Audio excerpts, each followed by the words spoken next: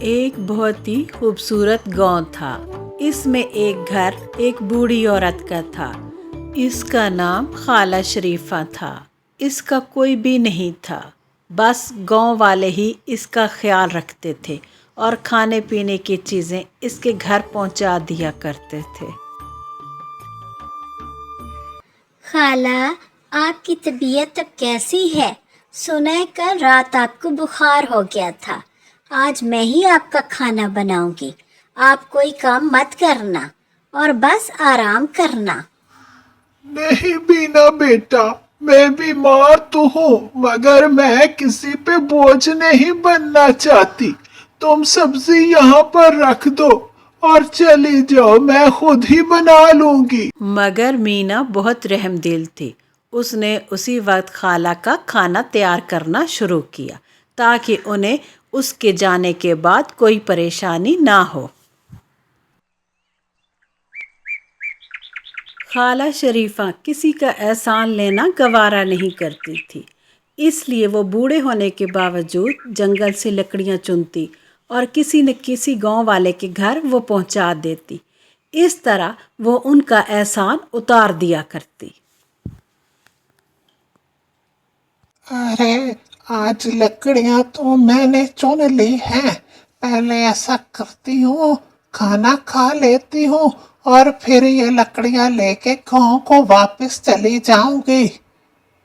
ابھی خالہ یہ باتیں کر ہی رہی تھی کہ اچانک خالہ کی آنکھیں پھٹی کی پھٹی رہ گئی، کیونکہ خالہ ہی کے سامنے کچھ فاصلے پر ایک بہت بڑا خود بخود زمین میں گڑھا ہونے لگ گیا، اور پھر اس گڑھے سے ایک برتن باہر آیا۔ وہ برتن سونے سے بھرا ہوا تھا اور وہ سونے کے سکے اس طرح اچھل کود کر رہے تھے جیسے کہ وہ کسی کے پاس آنے کے لیے بے تاب ہوں۔ ارے یہ تو خزانہ ہے، ہاں میں امیر ہو گئی۔ ہاں ایسا کرتی ہوں یہ خزانہ میں رات کو لے کے اپنے گھر جاؤں گی، یہ نہ ہو کوئی مجھ سے یہ خزانہ چھین لے۔ پھر خالہ شریفہ رات کے وقت ہی وہ خزانہ لے کے اپنے گھر کو روانہ ہو گئی۔ گھر آ کر بھی اسے سکون نہ ملا۔ وہ خزانے کو سامنے رکھ کر جاگتی ہی رہی کہ کہیں میرا کوئی خزانہ چوری نہ کر لے۔ نہ جانے کب خالہ کی آنکھ لگ گئی۔ جب اس نے صبح اٹھ کے دیکھا تو مٹکا خالی تھا، مٹکے میں ایک سکہ بھی نہیں تھا۔ خالہ بولی، ارے کوئی میرا خزانہ لوٹ کے لے گیا، ستیہ ناس ہو، مجھے ایک ہی پل میں وہ غریب کر کے چلا گیا۔ مٹکے کو الٹا کر کے دیکھتی ہوں، کیا پتا کوئی ایک سکہ گر جائے۔ جیسے ہی خالہ نے مٹکے کو الٹا کیا، اس میں سے ڈھیروں ڈھیر چاندی گرنے لگی، جسے دیکھ کر خالہ کی خوشی کی انتہا نہ رہی۔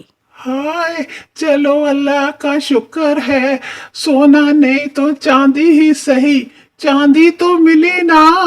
مگر جیسے ہی رات ہوئی تو پھر سے وہ مٹکا سونے سے دوبارہ سے بھر گیا اور خالہ شریفہ کی پریشانی دگنا ہو گئی۔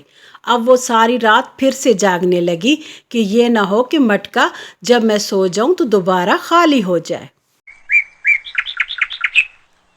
خالہ نے صبح ہوتے ہی جیسے ہی مٹکے کو زمین پہ رکھا تو ایک تیز روشنی ہوئی، اور جب روشنی چھٹی تو مٹکا دودھ کے مٹکے میں تبدیل ہو چکا تھا اور دودھ ہر طرف بہہ بہہ کے نیچے گر رہا تھا۔ خالہ شریفہ تھوڑی دیر تو حیران پریشان دودھ کے مٹکے کو دیکھتی رہی، پھر اس کے ذہن میں ایک خیال آیا۔ اس سونے اور چاندی کے کھونے کا ڈر لگا رہتا تھا، اور یہ دودھ ہی ان دونوں سے بہتر ہے۔ میں اسی کو بیچوں گی اور پھر میرے پاس پیسوں کی کمی نہیں ہوگی، اور غریب لوگوں کو میں دودھ مفت بھی دیا کروں گی۔ اور پھر اس طرح خالہ کے دروازے پر دودھ لینے والوں کی ہمیشہ لائن لگی رہتی۔ سٹوری اچھی لگے تو لائک کریں۔